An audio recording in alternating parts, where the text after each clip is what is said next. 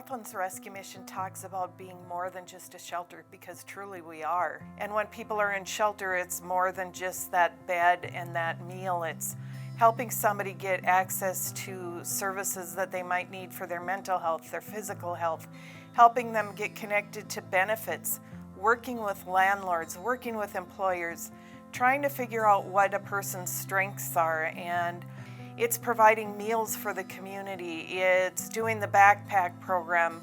It's outreach with other shelters. It's helping people in need who are at risk of homelessness. And it's so much more than just a shelter.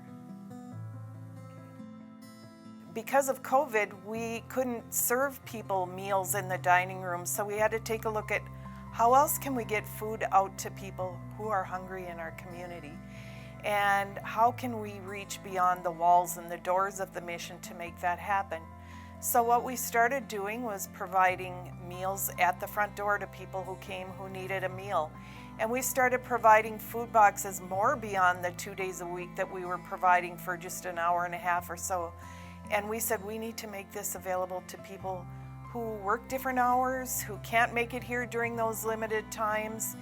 And we need to not just make it for people who can't get to the food pantry, but sometimes we really need to bring the food to them. There are people who don't have transportation to get to us. So we came up with the idea of taking our food pantries to where people are at.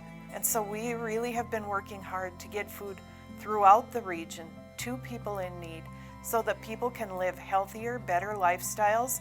And so those resources that they normally would have spent on food can go to help pay for their rent and their utilities and gas to get their kids to school and all those other important things that sometimes they've had to make decisions on. Do I feed my family or do I spend it on the other important things that I need to spend it on? And when a kid goes hungry, a child doesn't develop properly, their brain doesn't develop appropriately, and you can't learn when you're hungry. And so the backpack program is important because it gives kids who are eligible for free and reduced lunch and whose parents allow them to participate in the program weekend food. They're getting fed at school, but what happens when they go home on the weekends and the fridge and the cupboard are bare? If we took care of every kid in our school district who was eligible for free and reduced lunch, it would be 2,900 kids. Think about the impact that we can have by providing a bag of food a week so that a kid has food to eat for those 2 days that they're home from school. It's really important once our clients get here to help them get out of survival mode and to help them work on what the next steps in their life are. Being here and starting to work with our social workers helps the clients to figure out where they want to be, what they want to do. It allows them to focus on a future that has housing as a part of their future. And it allows them to set goals for themselves and make choices that are healthy and really focus on being part of, maybe if not this community, a community in a place that they can call home. We have a big gap in our community and in our region in terms of resources available for homeless families. There aren't enough shelter beds. And so we hired a family case manager who will work with homeless families as they present to try and provide some short-term stay solutions and to get them access to other services that the mission doesn't provide so that they too can be stably housed. What we found out was when people left the mission, we would give them a quilt and we would send them on their way with a food box. We really found out we needed to do more. And so we started gathering things like card tables and chairs and air mattresses and pots and pan sets and small appliances and dishes and towels and bedding, because that's the stuff that makes a home. So we've been working really hard to make sure that when people leave us, their home feels like a home. By just providing a place for somebody to sleep and a meal for them every day, that doesn't fix the problem of homelessness. And so the programs and the projects and the work that we do at the mission are all about the spectrum of homelessness and making sure we're catching people who aren't coming in to seek services. They're about really digging deep with the people who are homeless to kind of figure out what's going on and why did they get this way and how do we help them out of homelessness. And it's working with people who are teetering on the edge every day to make sure that they don't end up this way either for the first time or again. And we want stays in homelessness to be short, few, far between, and really to make sure that homelessness is a temporary station in life and not something that people have to live for the rest of their lives.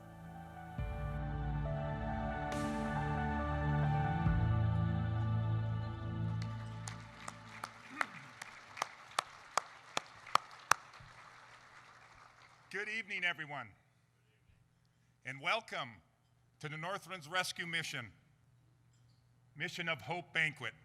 My name is Steve Brekke. I'm one of the board members at the mission. And you know what?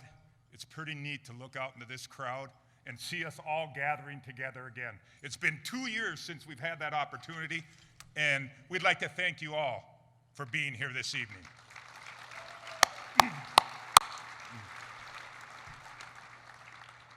It warms my heart to see you all here, to know that you support the mission. And we're very thankful that you do. And before we begin the program, we'd like to recognize some individuals, some people. And we all know it's Veterans Day today, right? So, okay? So any veterans and current active military personnel, would you please stand up? Can we have the lights down, please, so we can see these people are up?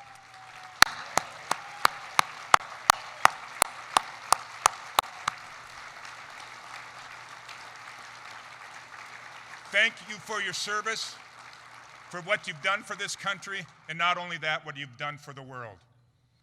Also, you know, I stopped out here earlier this morning just to check things out, and you know, wanted to visit with Sue a little bit, and as I'm walking in, I see all the staff, and boy, they were smiling, they were happy, they were excited about this evening, and as you had a chance to look at all the items that were on the live auctions, they put that all together. They gathered that, and everything you see on the inside, they put together, and they're proud of what they did. So let's show them a round of applause for everything they've done.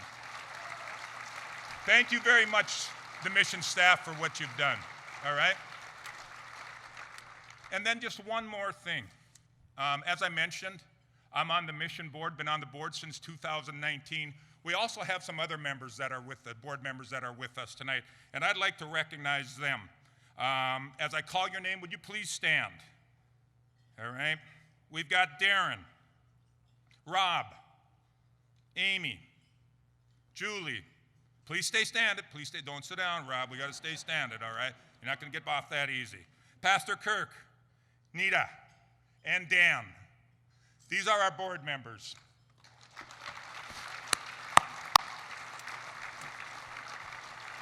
Before I introduce our executive director, one thing I like to mention about our board, you know, I've been involved in a number of boards, and sometimes you get on boards where people just get on there because they can't say no to somebody, right? We've all been in that situation, right? But the board we have for the mission is a very active board. Everybody's on here because they want to be. They want to make a difference. You notice the video that was played earlier. That's what the board members believe in. And so thank you for that. And I'm going to throw this pitch in there too. Just in case anybody's interested and would like to become a board member and part of our board team, please visit with Sue or visit with any of us if you'd like to be. We're always looking for good board members to help us continue the good work that the mission does. Now, that's enough for me. So now I'd like to introduce our executive director, Sue Shurik. I want to tell you a little bit about Sue, though, before she comes up. All right? We are very fortunate at the mission to have Sue. She is so well respected in the community. She speaks very well. She represents the mission really, really well, and we're very fortunate to have her. But Sue and I got one thing in common. No, it's not that we're both one's short and one's tall, that we do, but we're both from Warren, Minnesota. All right, so hey, we're representing Warren's here. Warren's here. Another thing about Sue that you may not know, I was at the YMCA working out today, and I said, one of my buddies, I was there, I said, you know what, I've got the mission banquet tonight. And I said, why aren't you coming? The first thing I told him, I said, you should be here. And he said, yeah, I know, I probably should have been. I said, I'll get you next year. But I said, I said, I'm going to introduce Sue Shurik, our executive director. And he said, oh yeah, that's the lady that's on KNOX 1310 Monday mornings at 8 o'clock. I said, yes. So she's also a radio star. So please, a warm welcome for executive director Sue.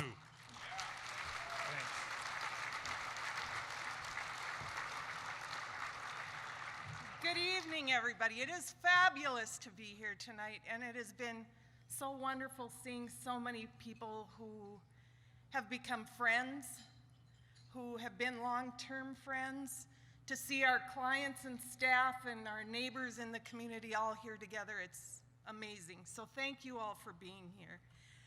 First of all, I need to thank God, because we wouldn't be here without him. And I didn't think I'd start crying on the first sentence, but that's how I roll. About 80 years ago, the mission was started because somebody listened to God, and he told him to come to North Dakota to spread his word. And 80 years later, here we all are. So pay attention to what he tells you.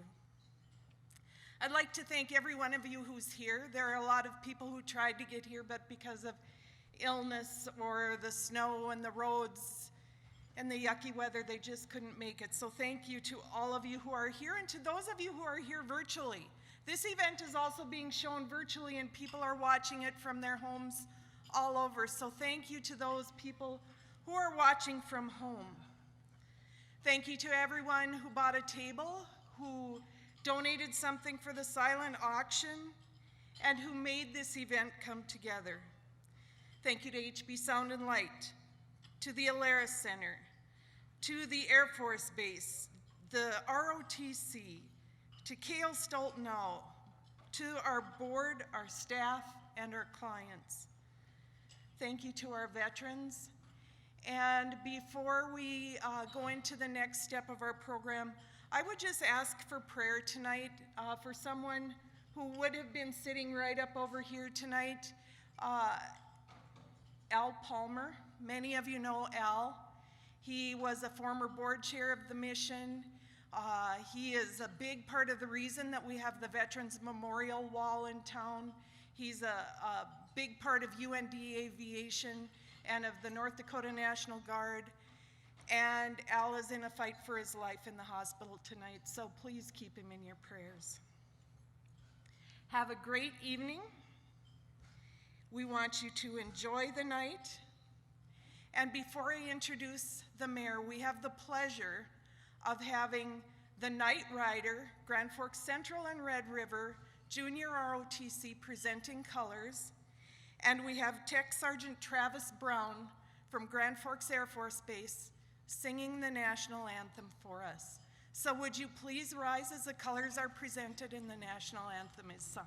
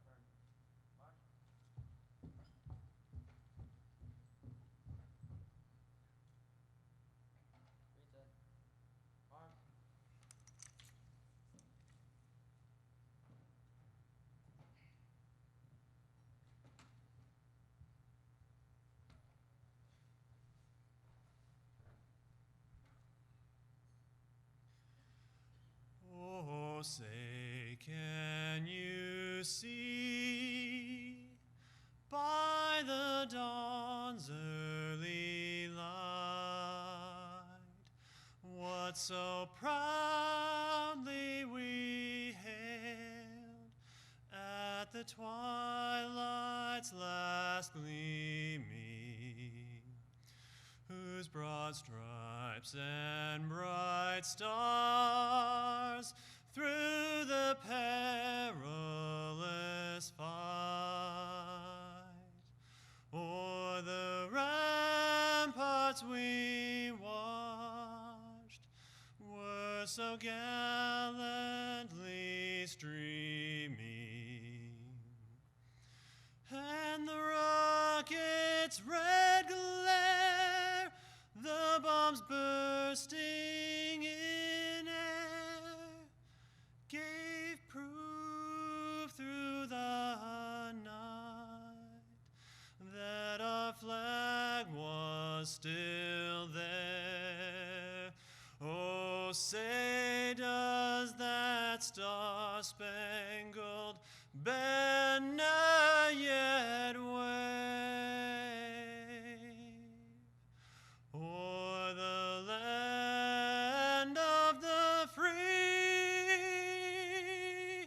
and the home of the brave?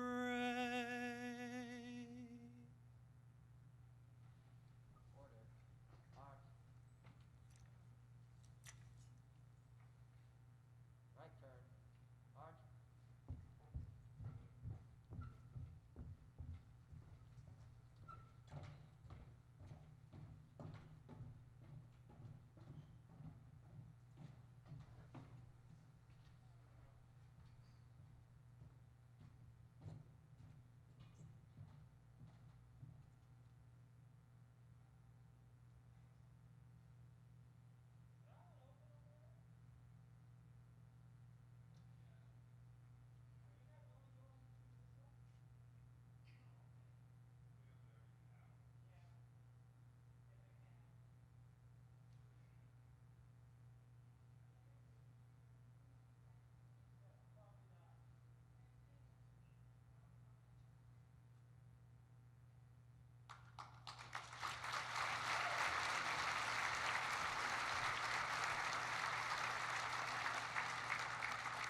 Thank you, Tech Sergeant Brown and the members of the Night Rider JROTC. You know, the work that happens at the mission isn't just the mission staff, and it takes, you know, they always say it takes a village to raise a child, but it takes a community, a region, and everyone in it to help someone up, to give a helping hand. And I am thrilled today because we have our city staff here and some city representatives. And for the first time that I know of, we have a city table at the Mission Banquet. And I am very honored to present to you Mayor Bochenski, who will welcome you today.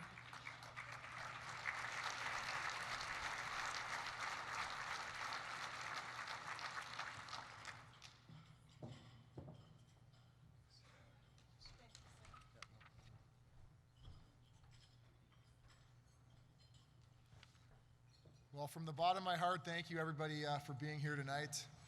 I think everyone should get really comfortable because there's a fair chance that we're going to get iced in here tonight. So save your desserts. We might need those for life support later on. Where's Mr. Brekke at? Where'd he go? Oh, he's all the way over there. So I hear you're looking for a board member. You need a new board member. So I am more than willing to nominate Todd Feeling to serve on that board. So give him a call later. Thank you. I'm so grateful, Sue, for the work you do and that the mission does. The work that goes into mental health and substance abuse is crucial to breaking that cycle. So I really appreciate the efforts that are given to that. I want to thank Sue for everything that you do. First, many of you don't know that, but Sue used to be a Grand Forks police officer as a school resource officer. before taking on her role at the mission. So let's give Sue a round of applause.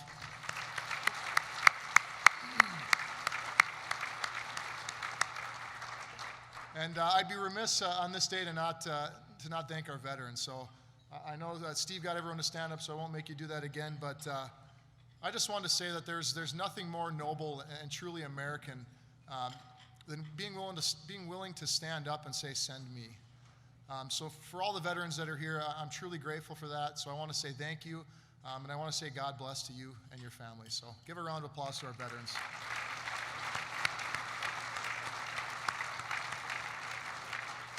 So thank you, everybody, for being here. And on behalf of the city of Grand Forks, I couldn't have been more proud to have a table here tonight. And when Sue asked if we wanted one, and I was surprised how astonished she was, that I said, yes, of course we would. So happy to be here. Thank you to everybody that's here tonight, and enjoy the show.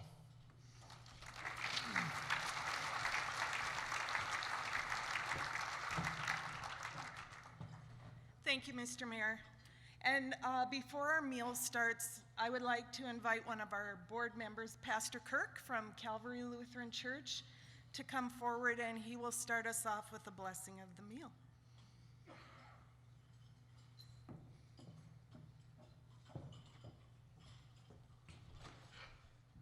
Thank you, Sue.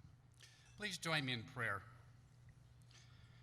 Gracious and ever-living God, we have been given the privilege of gathering here tonight to share stories, to listen, to respond, to connect with all those people who have in some ways, in long times past, who are connected with the Northland Rescue Mission, to provide for those who are vulnerable.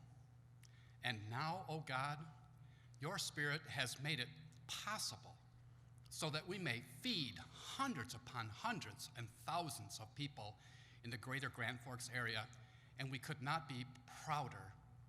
As we look to you for the future, we see nothing other than camaraderie and a presence that really does make people whole.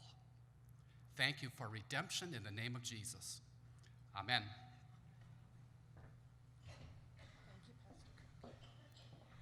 All right, thank you. And now we will start our food service. So enjoy your meal tonight, and we hope you enjoy the rest of the evening as well. Thank you very much.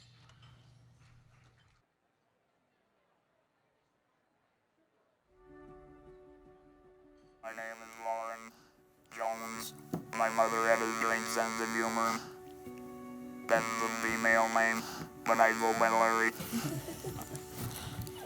I was born October 13, 1941, a little town called Astoria, Oregon.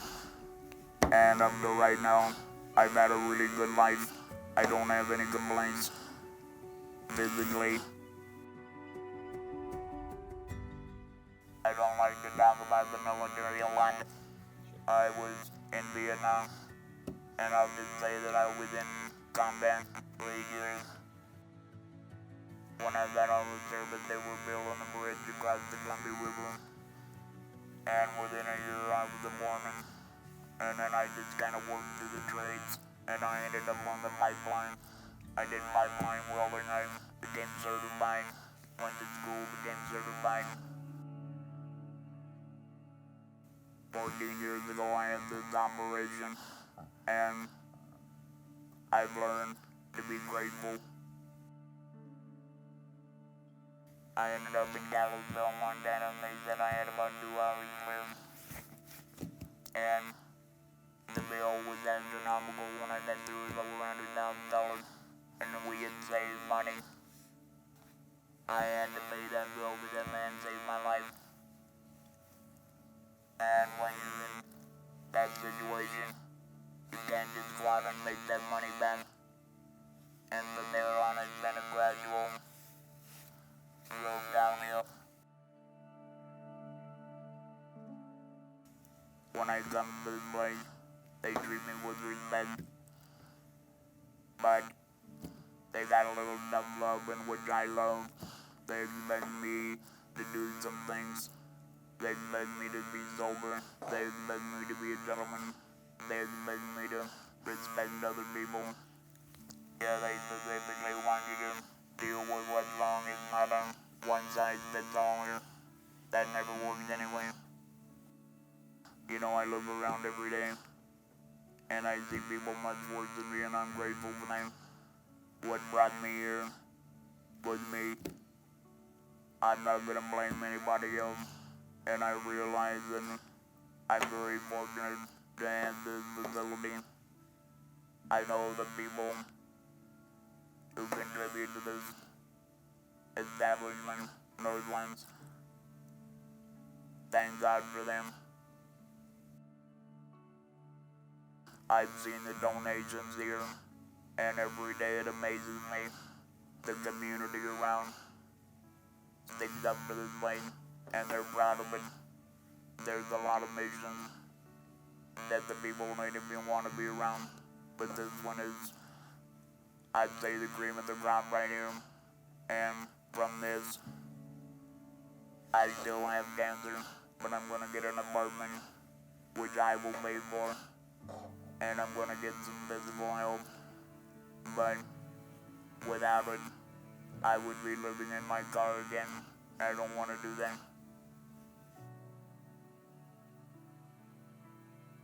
There is so much giving here, and it wouldn't happen if it wasn't for the people that donate. You know, I wish I could go and see them and shake their hand and say thank you personally, because it's the backbone of this. And I know the staff here working very, very hard, trying. I've talked to a couple of them and I don't understand how you do it. So if this is gonna be shown to people, I want to say thank you from the bottom of my heart. If it wasn't for people like you, I would not be here, and a lot of people wouldn't have got help.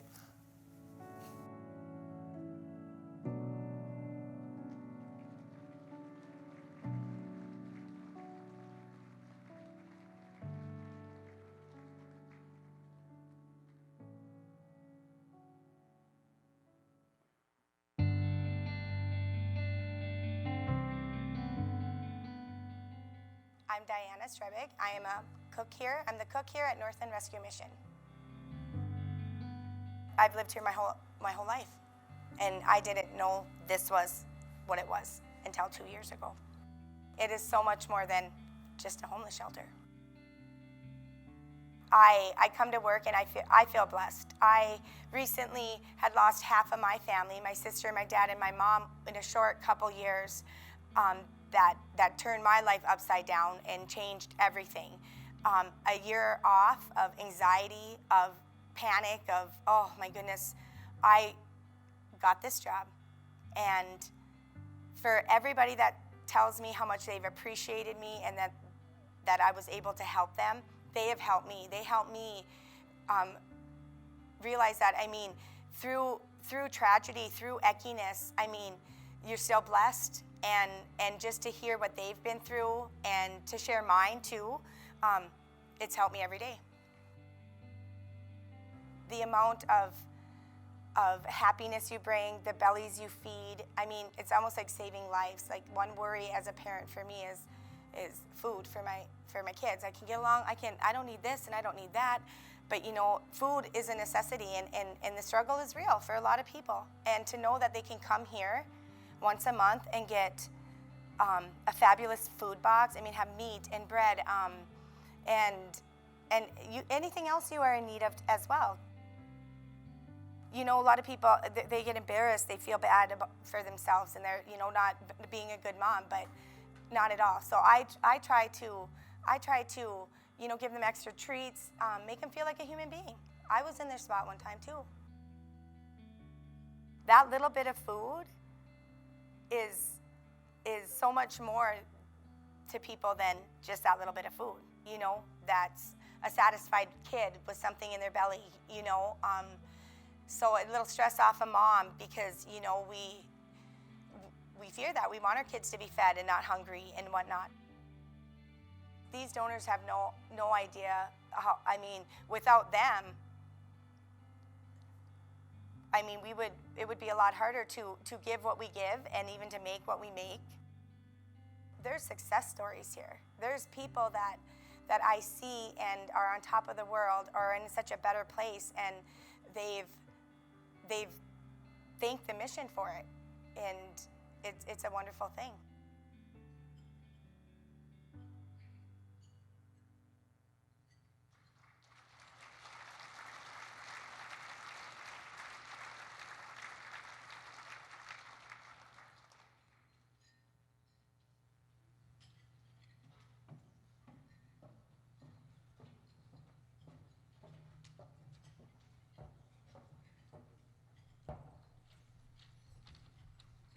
So the ponies are back.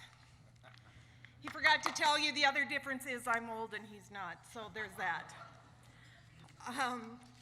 So, you know, the work we do, it really does happen because each and every one of you help us do what we do. You help us make a difference.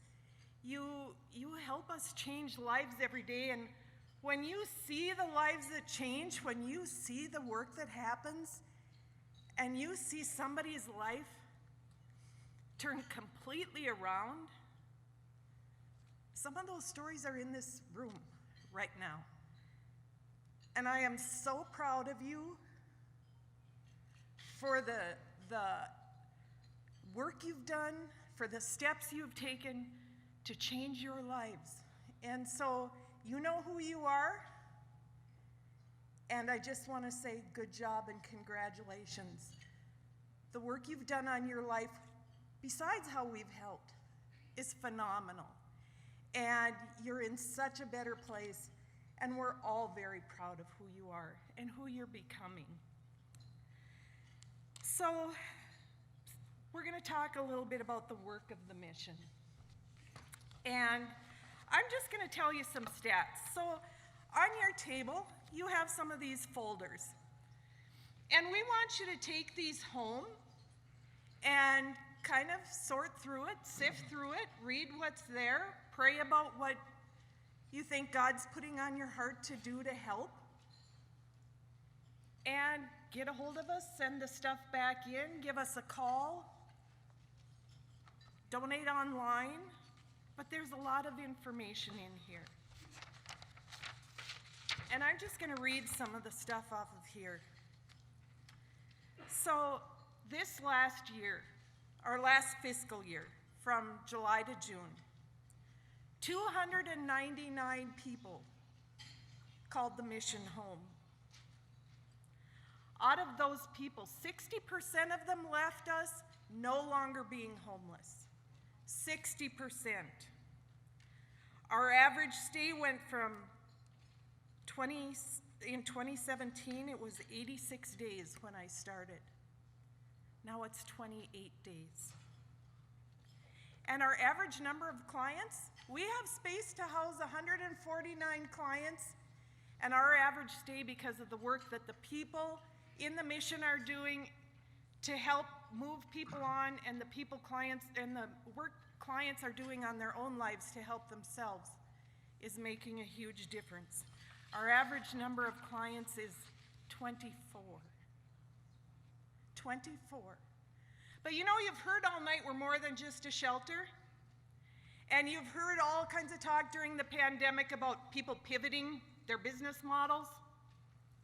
When the pandemic hit, we changed and we pivoted ours. And we worked really hard because people couldn't get to the grocery store. They couldn't get out to get food. They were scared about where their next meal was coming from. And we started putting food boxes out, not just in Grand Forks, but in a 4-county area. And as a matter of fact, we're going to start working even more so with Great Plains Food Bank to be a mobile food pantry distributor throughout this 4-county region, because people are hungry everywhere. We served during the pandemic, during this last year, 48,085 meals. When people couldn't come in to get a meal, we said, we'll meet you at the door, we'll give you a hot meal and a takeout container. And some days at lunch or at dinner, we serve 130 some meals, takeout containers at the door. We distributed 3,026 food boxes to people up and down the region. And Even in these toughest of times, we upped the ante for the backpack program and we said, we want to do more. And 21,457 bags of food went out to kids in the Grand Forks Public Schools on weekends so that they could have food. We are so much more than just a shelter. You've heard the stories tonight. You hear the stories from our clients, and the stories that you read, if you open those letters we send you, even if you can't give money, read the story. I just heard someone talking on the radio last week, and they said their grandma told them the key word was proximity. And she said, if you want to learn about a problem and if you want to do something about a problem, you got to get close enough to know it. So listen to the stories, read the stories. Some of those people are in this room tonight too. And they're working very hard on making their lives better. And they have you to thank for that. This is awesome work, and we're so happy to have you be a part of our work. It's good stuff, Sue. You know, this got me thinking a little bit. And Sue, do you mind if I tell a little story? Go right ahead. All right, thank you. I got involved in the mission in 2019. I'm a member at Sacred Heart Church in East Grand Forks, and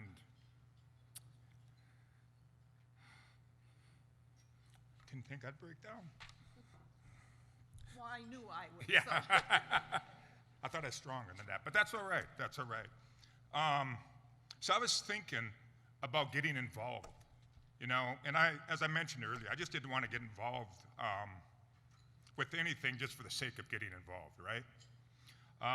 So I started out by serving meals. My wife, Desley, my daughter, Samantha, was here with us this evening also. We would serve meals on Monday night, 5 o'clock every Monday, you know, and I always thought the mission was just a place for homeless people, right? Oh, those aren't people you want in your community, right? No. How many people think that? I know I did. I know I did. But you know what? Like we heard and like Sue said, it's way more than that. So as time went on, as I was serving meals, I got to meet a guy by the name of Richard. And he'd always come and come through the food line, and he'd say, hey, big guy, how's it going today? And I'd look at him, who you calling big guy? Because he was pretty big too, right? And, you know, so we'd tease back and forth, and I'd get to see him on and off. Some Mondays I'd get to see him, other Mondays I wouldn't, right? And one Monday he came in, and I could tell there was something going on, right? Because he was one excited dude. He was really excited individual. He said, big guy, you're not going to believe it. I said, all right, Richard, tell me, what's going on? What's going on? He said, you know, I want to share this with you.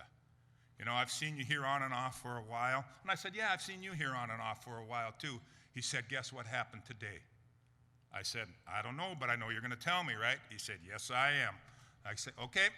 So he said, I got a job. Been sober for 8 months.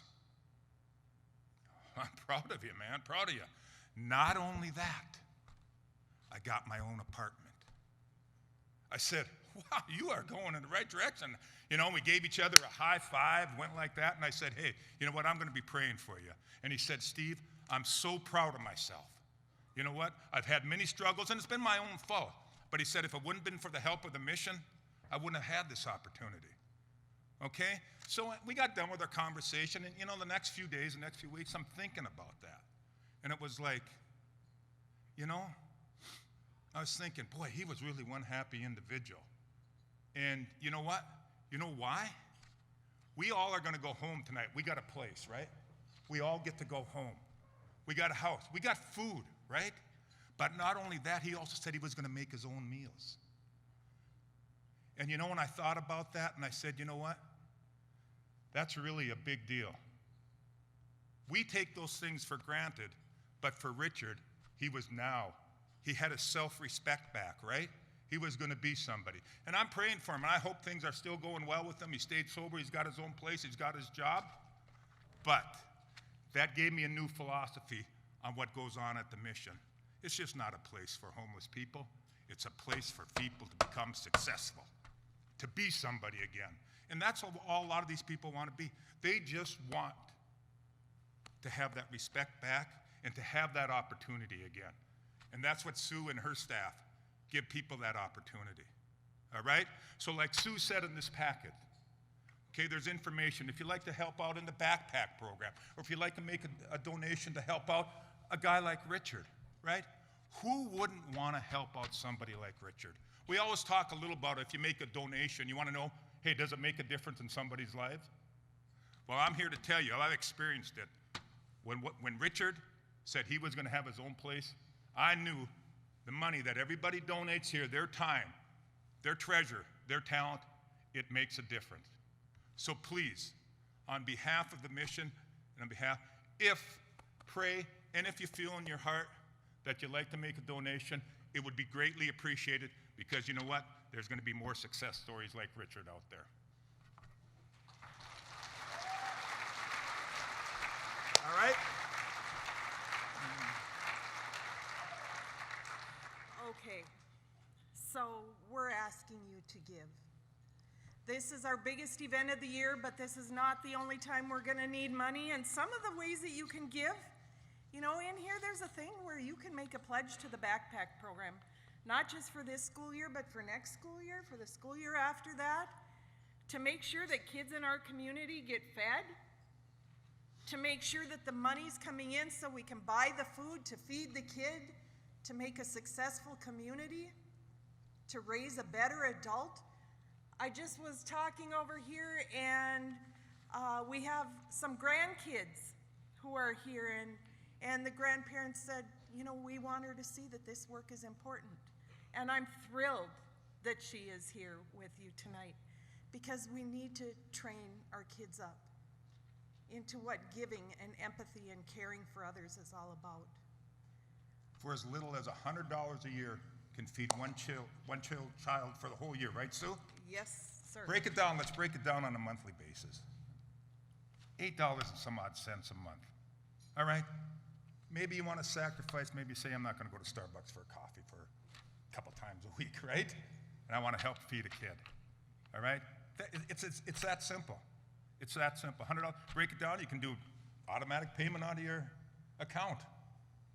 Kind of like that idea, because then maybe you'll forget about it and you just keep donating, right? We kind of like that. So I'm giving you my spiel here, all right? But it's that simple. It's that easy. It's that easy. It is. Yep. So thank you. And now, you know, we talk about how the work that we do involves a lot of different people doing a lot of different things. And last year we started an award. And it's for people who have gone above and beyond to make a difference for the mission. And last year we were online, and so the people who received the award, it's called Hope is the Heartbeat of the Soul. And you get a certificate, and then you get a donation made to the mission in your name on Giving Hearts Day. And so I would just like last year's award recipients, and Jack, I know you're not going to like doing this, but too bad. If you would please stand up and be acknowledged, if you are present. Bob and Marge Stalker, Craig Johnson, Diane Altendorf, Diane Helgeson, EERC, Grand Forks Board of Realtors, the Community of Hatton, High Plains Ministry, Jack and Joey Muse, Kathy Ashe, Lynn Cable, Mark Anderson, Marlis and Rodney Gelberg, Marianne Laxon, Rick Knutson, and the Sacred Heart Parish. If you are present, would you please stand up? And we thank you so much for all your work last year.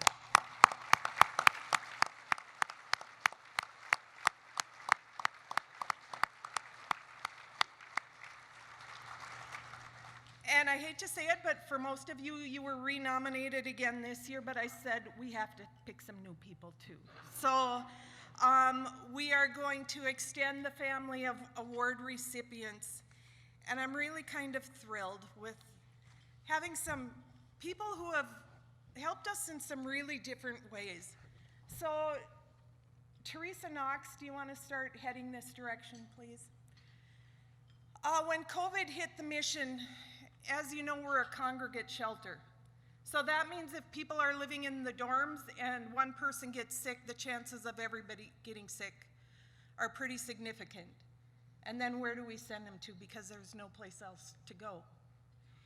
And Grand Forks Public Health has been a phenomenal partner with us in trying to keep people who are homeless safe and COVID-free. And I know she was out here. Did she leave already? Oh, come on up, Teresa. So Teresa, on behalf of the Grand Forks Public Health Department, I'd like to offer you the Hope is the Heartbeat of the Soul Award. And if you would stay up here and wait, and we'll get a picture with everybody who's here.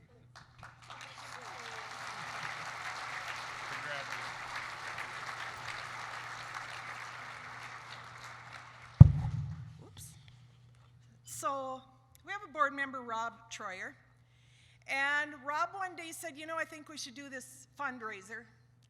And it involves bike racing and running.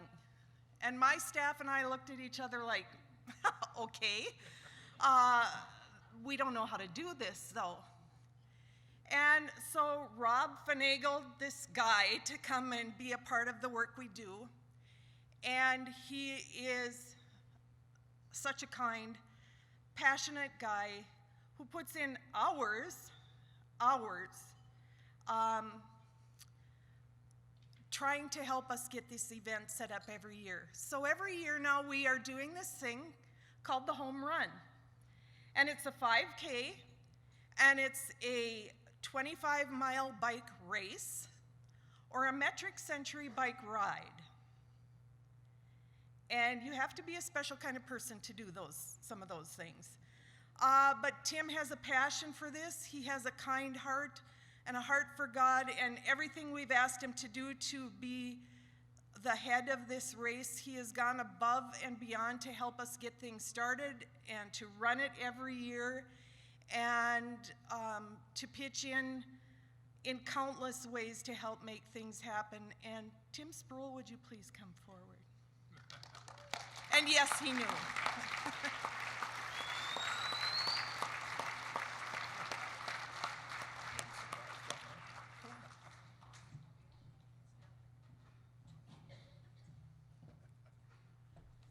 Thank you, sir.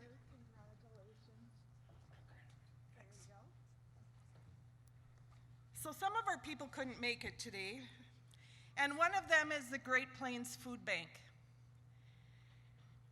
It takes a lot of food to feed all the people we feed, and every time we ask for help and assistance and we need more food, and can you send us to another grocery store for another pickup, and do you have any extra of anything that will help us out, and how can we help you get more food out into the region to people in need? Great Plains Food Bank has been our partner. And Melissa Sobolik, who is the CEO, tried to get here, but because of the weather, she could not make it. So could you please give a hand to the Great Plains Food Bank?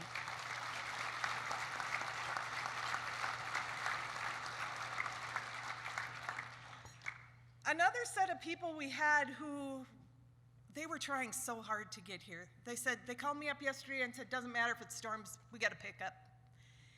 And then they called me today and they said, we're a bunch of old ladies, and I don't think this was such a good idea for us to try this. But you know, when Steve and I talk about giving, sometimes we think it has to be the big dollars that make the difference. A lot of times it's a lot of the little ones that all come together to make a difference. So for years, the Cavalier Thrift Store has been buying a table at this banquet. And they say, go ahead, give the tickets away. It's too far for us to come. Every single year. And then they give us another big donation. And so we took a drive up to Cavalier to see what the thrift store looked like, and it's just your basic thrift store. But do you know that this summer, they gave away, because they give away the money they make. They keep enough in the pockets to do their business, but then they give away the money that they make. They gave away their millionth dollar this summer. So we would like to recognize Cavalier Thrift Store.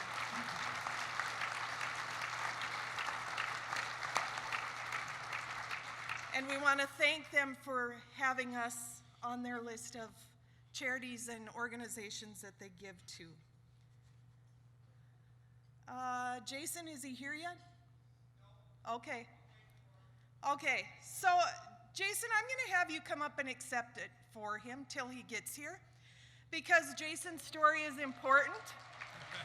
And Jason is a staff member who was a client, and Jason had some struggles with addiction and some tangles with the law.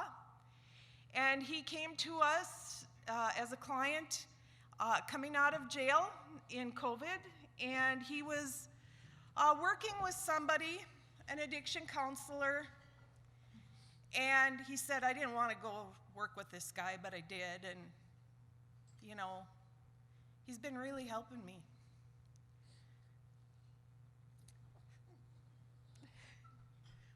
Then Jason started working for the mission, got his own place, and he's our custodian.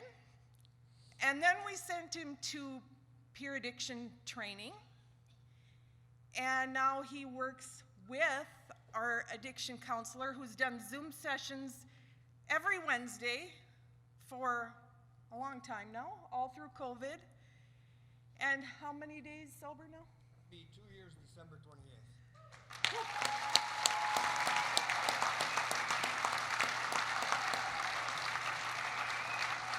And Jason got a brand new fancy suit for tonight, and you know, he's been looking in this room all day as we've been here to set up, and I can just see what's going on in his soul. He is not the same person that came to the mission, and God has done wonders. And so Tanner Grimsley, who will be receiving this award, has a group that he's working with till 8, but I can't think of anyone better to accept this award on his behalf till he gets here. So.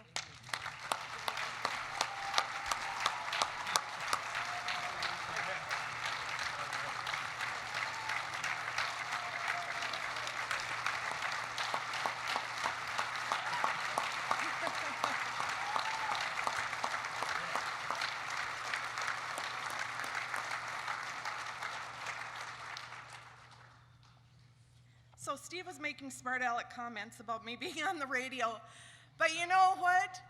That's how a lot of people have learned about the work of the mission, and we're not a mystery, and if people have questions, they can call and ask. And people have said, I've learned so much from listening to you on the radio. And that's what we really want, is just for people to understand that the work we do is to help people get back on their feet, and that they really are no different than you or I. What makes us different is 2x4s and sheetrock. I have a place to call home, and they don't. That's all that it is. Every one of us has had somebody that we know who has dealt with addiction, mental illness, depression, anxiety. We all know somebody who's faced that. They're just in a different place right now than we are. And so my next award recipient, and he's out with a sinus infection tonight, is Denny Johnson from KNOX.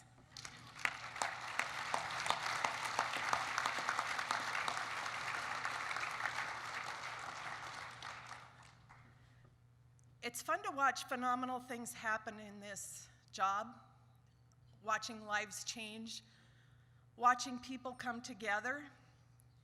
And the other night, I had the extreme pleasure of going to Hope Church, where they said, we want to do a backpack event. And we've got this thing going, and we're going to pack a whole bunch of bags. In 2.5 hours, they packed 2,000 bags of food for the backpack program. And then they provided us with an additional $4,000 to buy more food for the backpack program.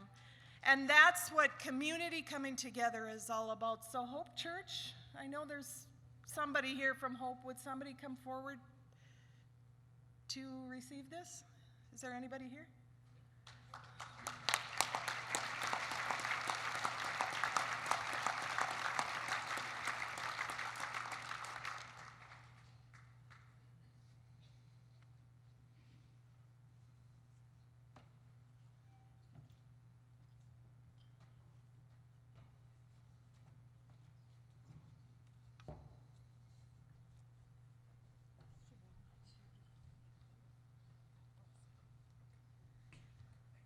All right.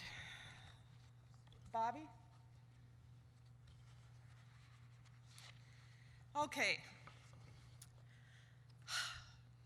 So, many years ago, back in 2017-ish, I started here, and we had over 100 clients in the fall. And I had worked in Crookston with a couple of people, and we had a plan, and we were able to get people housed, and when I came over here, I said, I need a social worker. And I know who I need, but she's not available. And one day she called me and she said, hey, do you have any jobs open? And I said, I'm meeting you for coffee today, and you're hired. And we went from having 100 clients down to 24. We move people out fast. We get people housed.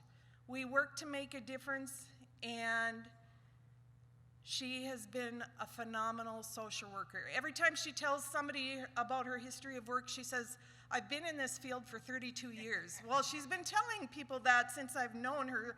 And so I know it's more than 32 years, Anita. But she is retiring this December. She has made a huge impact on the work that we do. And do you know that last month, 80% of our clients left us for housing? 80%. And she plays a big part in this work. It's a team effort, but she has been a wonderful person to have working with us, and she's going to be so mad at me for doing this. But Anita Adams, would you please come forward and be recognized?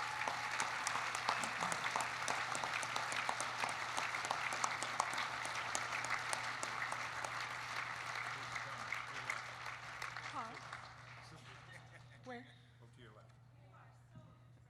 I know.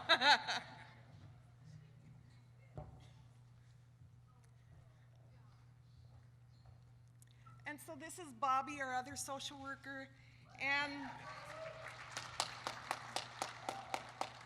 the three of us have worked together for a lot of years, and we love you.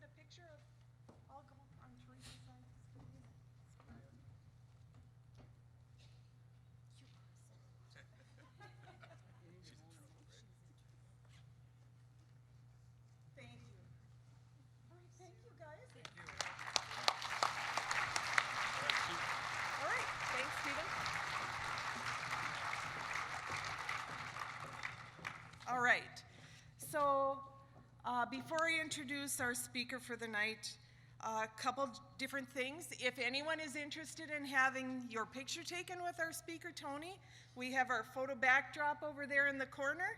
You can just kind of form a line up here and get a picture taken with him. He will stay behind to answer questions, to visit with you, to meet up with his old classmates and teacher and everybody who knows Tony from the community. Centerpieces are for sale. They're $30 each, and they are fresh greens, so you can buy them tonight and take them home with you. Please do, because We don't have any place to put him, okay? I'm just gonna be straight up, we don't have any place to put him. If you need a deal, come and find me and we'll talk, okay? The silent auction will stay open on site for about another 15 minutes after the program is over. Bidding, however, remains open till 11 o'clock tonight. So you don't have to be looking under the table at your bids. You can just wait and relax and go home and take a look there, because I know that there are certain people out here who have already been outed for being that last minute bidder. So the rest of us want to have a chance to bid against you too. So please take your time. Thank you for bidding, and thank you for being here tonight. Thank you to all our table sponsors. You have a list of them on your tables. However, I do need to add that Ashy Insurance, and I'm sorry, Rick, Ashy Insurance is also a table sponsor. We just did not get their information in time. So thank you to all the table sponsors, including Ashy Insurance. And we love when we can support our local businesses, and we love when they support us back. So we need to hear this fabulous message, and I'm not going to wait any longer. Having someone here who's from our hometown, who's a Purple Heart recipient, who talks about never giving up, about getting up, getting on, getting out, and bringing somebody else up with you, I think it's a message we all really could benefit from hearing right now. And I would love to let him share his story with you. Could you all please give a warm welcome to Purple Heart recipient, Grand Forks native, veteran, Tony Drees.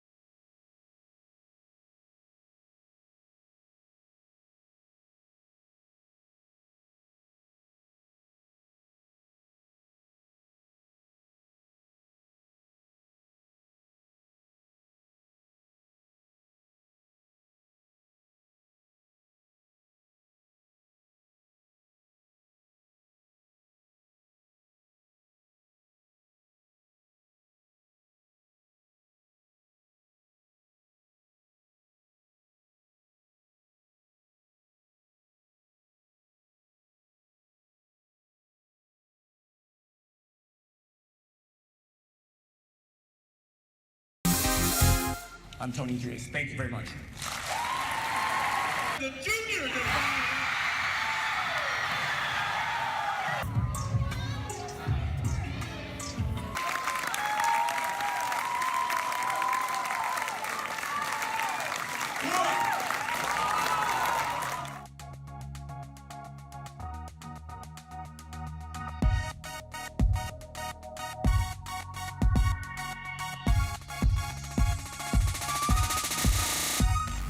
Turn. What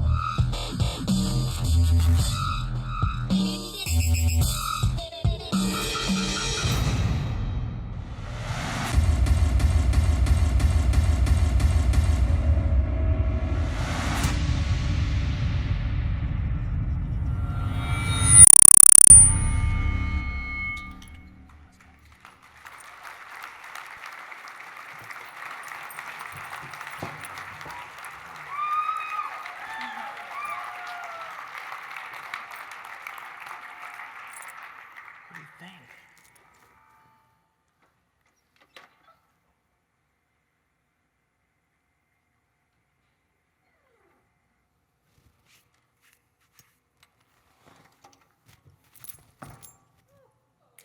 Good evening, Grand Forks. Hi, everybody. It's good to see you. Thank you, first of all, to Sue Sherrick and the Northlands Rescue Mission for having me and inviting me. I'm so honored when she called me and said, "Hey, Tony, would you ever?" And I was like, "Hey, Sue, I would be so honored." And so before I get started, I want to say, we heard it here earlier. First, I better say that's Hi, Diva. Is that you, Diva? Huh? That's Diva. I want to say thank you to all the veterans and say from the bottom of my heart that I get to spend my 30th Veterans Day as a combat veteran here with you all is the biggest privilege that I could ever imagine. So thank you to all the veterans, please.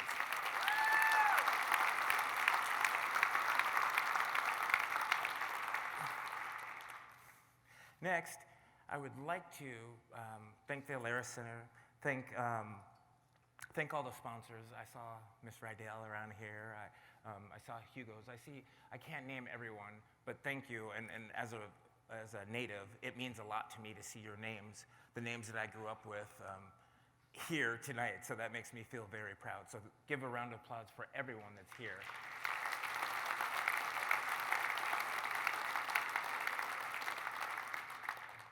Tonight, it's also a very special night for me. My family's here. My mom, I'll tell you about her in a minute, but it's the first time my family's ever been here, my Grand Forks family, to see me speak, so I hope I don't muck it up, all right? All right, let's get into it. Tonight, if I lean, please forgive me, but I probably won't. But if I do, forgive me. So what I want to talk to you tonight is about hope. This is the Banquet of Hope, and this is for the mission of hope.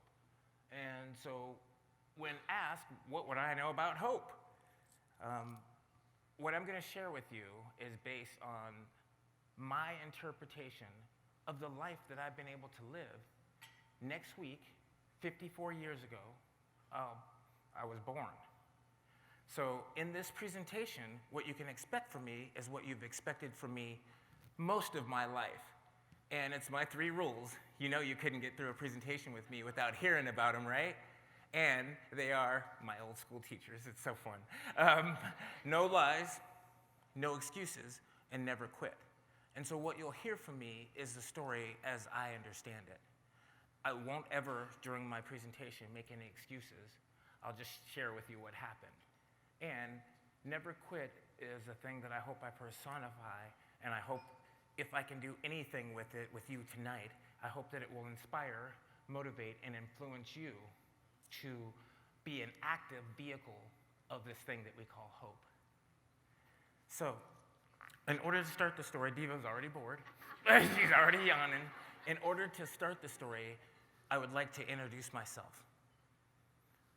In November of 1967, I was born Anthony Hawkins. I see some heads nodding. That shows how long you've known me.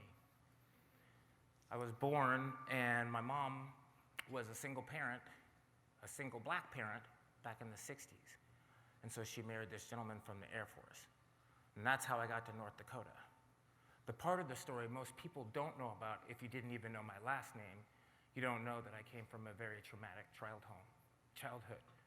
It was very physically, mentally, and psychologically abusive. So part of my deal about hope is when we were talking about coming to this presentation, I wanted to get it right. And so my wife and I were talking about what is the definition of hope. We started talking about wishes, dreams, and then we got down to faith and desire. Faith in a change and a strong enough desire to make it happen. I was like, wow, those are pretty powerful words. And when I look at how my life shaped, I was so fortunate because my grandmother took me to church as a small child. You know, like grandmothers do. They take you, and it was, for me, pretty cool because I got new shoes. What I didn't, don't talk about shoes. What I didn't know is that it would be a foundation that would carry me through some very trying times at a very early age in my development. And so what I'm talking about is the power of belief, the power of prayer, the power of faith, and the power that comes from hope. And so to have that instilled in me in a very young age, it proved very helpful. Because what happened in my situation was, despite all the physical reinforcement that I got, I still prayed for something better.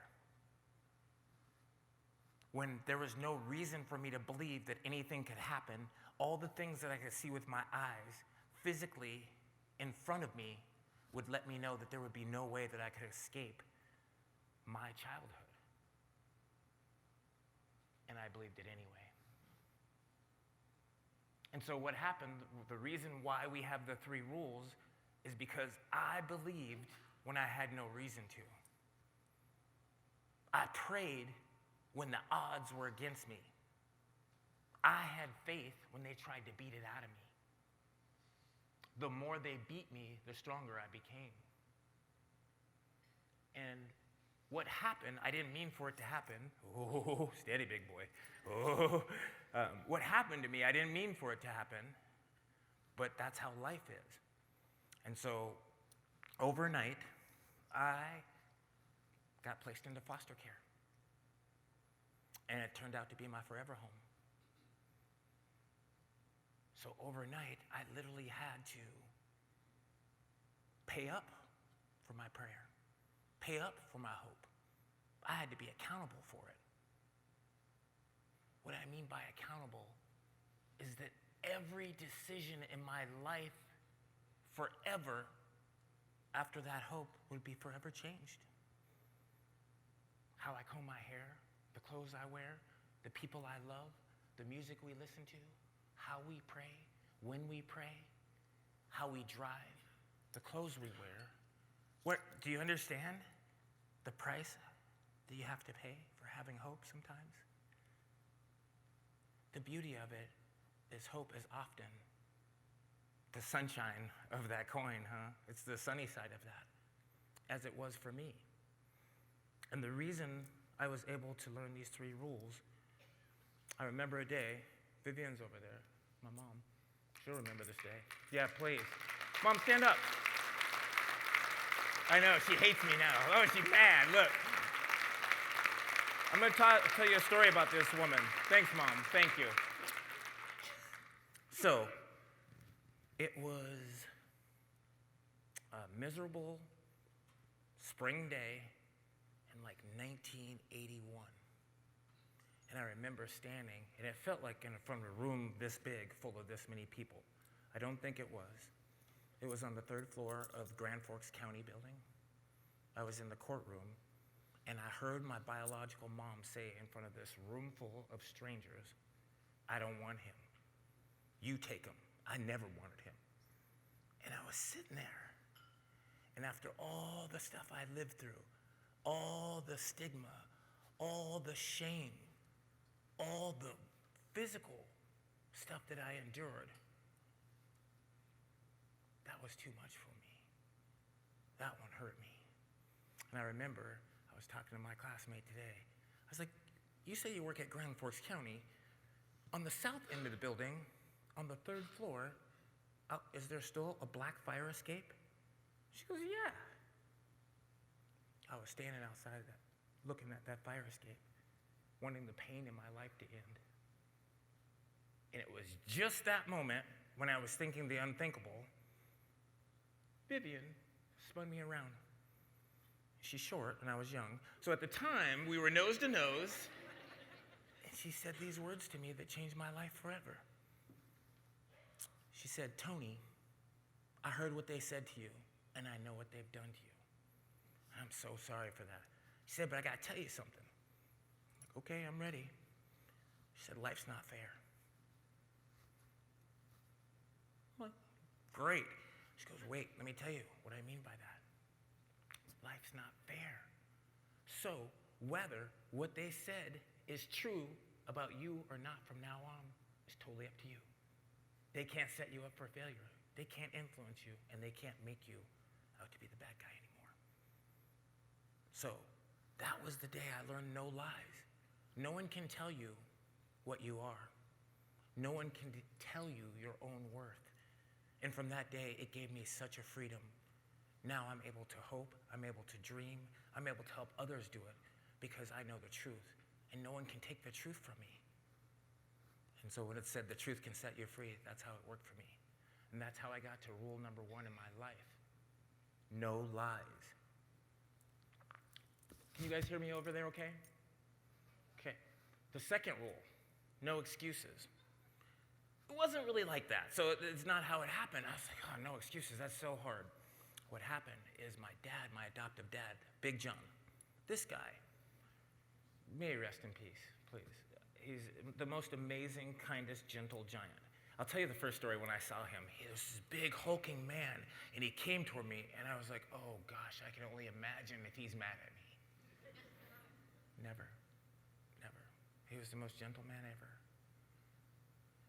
The power of hope resonates with me so much because I went from the man that I called the monster in my life, and then I had the miracle man that I call my dad, Big John Drees.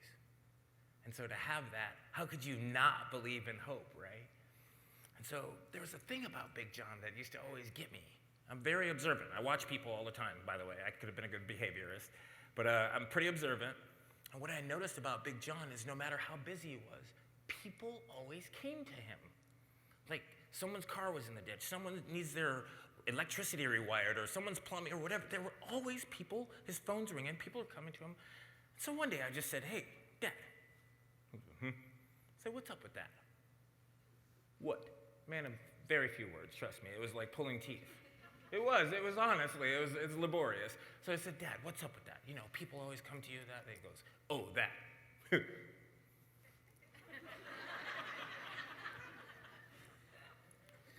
So I'm like, yeah, what? He goes, Tony, in life you have to cheat a little bit. Okay, what? He said, Tony, start with what you love. No one can ever be better than that at you. You get so good at it that no one in the world is better than you. By the time you do that a couple, 3 times, then you can really help people.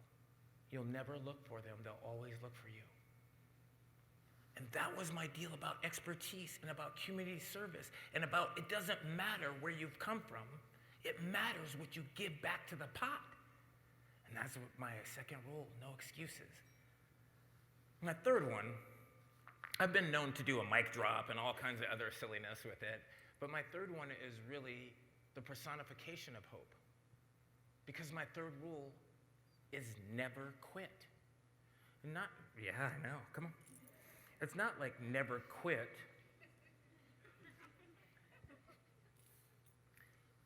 Never quit if things don't serve you. I've had some times in my life, man, I've had a couple failed marriages. In April, I'll be 17 years sober from alcohol. Yeah, that was hard.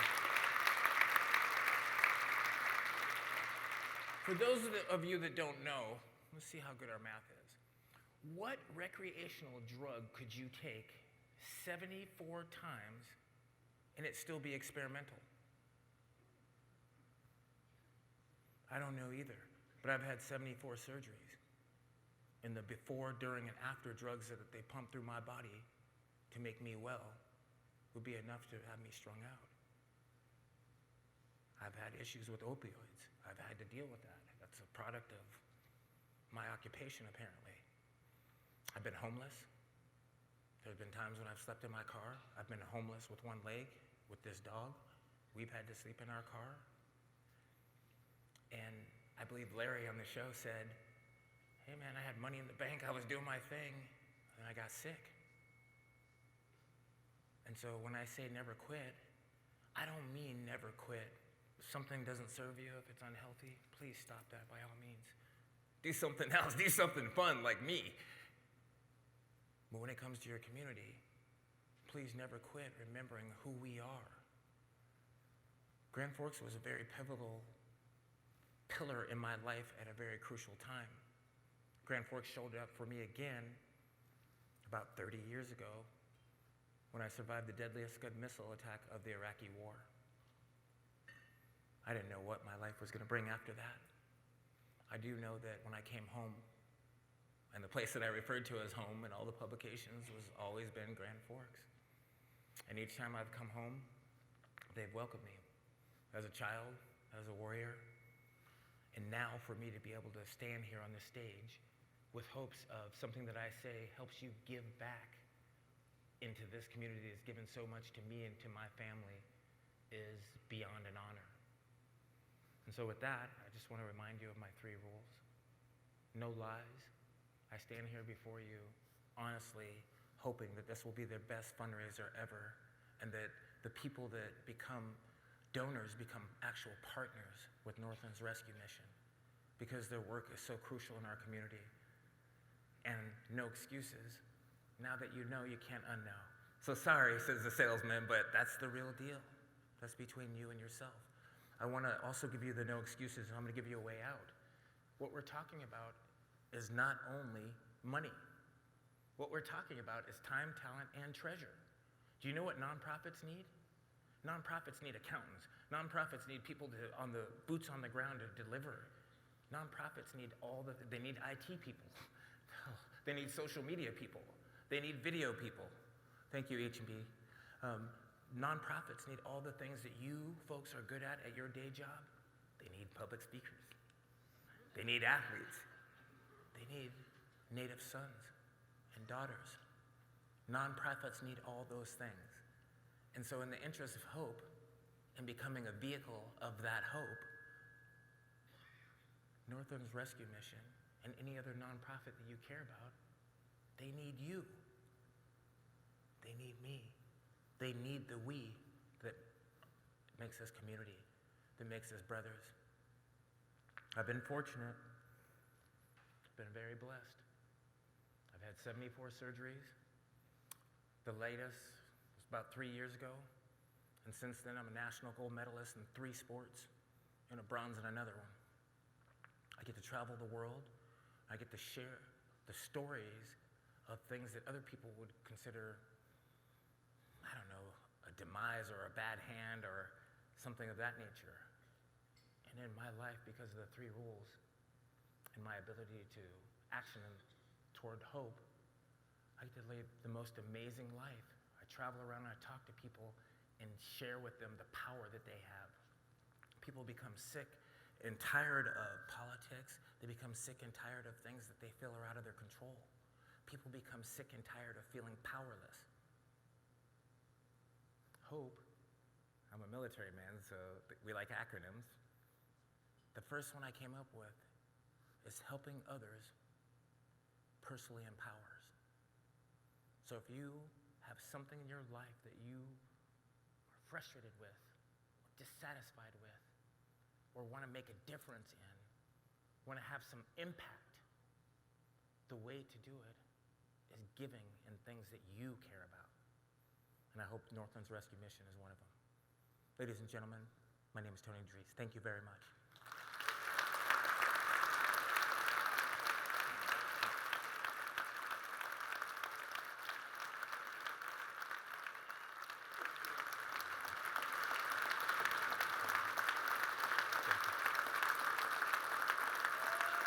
Steve, are you ready?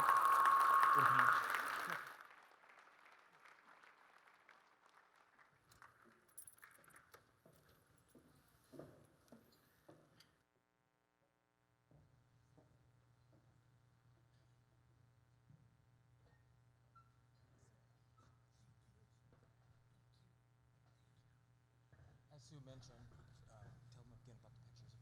Yeah, so if you would like to get your picture taken with Tony, if you want to hear more about how he ended up with his disability and how he's gone beyond, and more about his story, meet his mom. There's so much more. He will be over in the corner over there. Meanwhile, we thank you all for being here. Take that folder home. Pray. Think about how you can help. Give us a call. Come and take a tour of the mission if you've never been there before. Come and learn about the work we do. Learn about what other nonprofits do, like Tony said. We're not the only show in town. There are a lot of good organizations doing good things, and they would all benefit from having caring community members pitch in. So thank you so much. Next week is Hunger and Homeless Awareness Week. If you'd like to join us on Tuesday, we have a Zoom call going across the state talking about issues with housing since the pandemic.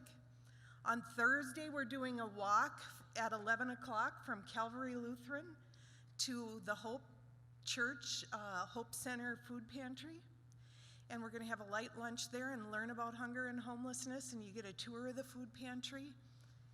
And then Thanksgiving Day, the mission will be serving a meal for anybody in need in the community, and if you need a meal, know someone who needs a meal, would like to help deliver meals, we would love to have you be a part of the work that we do, because once again, we are more than just a shelter.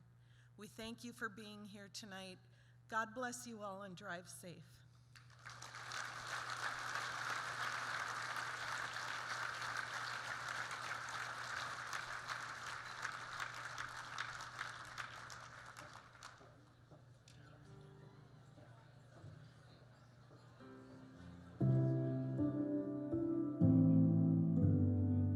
Well, I'm Troy Pryor, and I've had my life experiences. I'm 56. When I came to the mission, I could barely walk, alcohol withdrawals, a lack of muscle use, lack of nutrition. I had anemia. I was very weak and confused.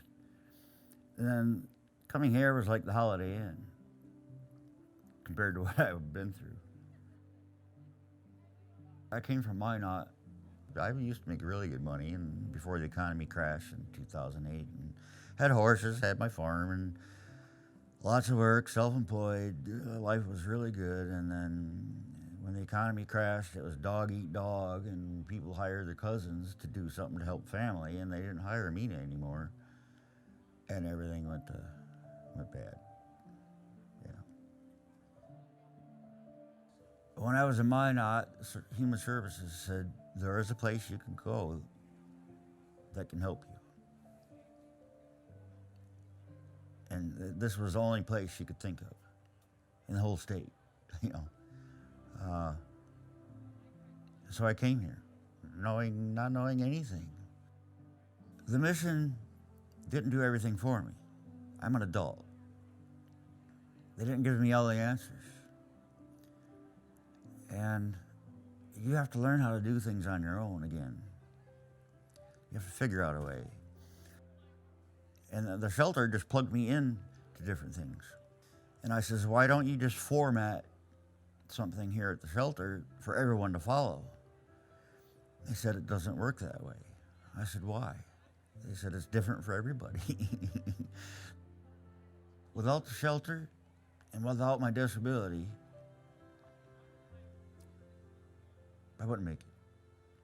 I wouldn't be alive.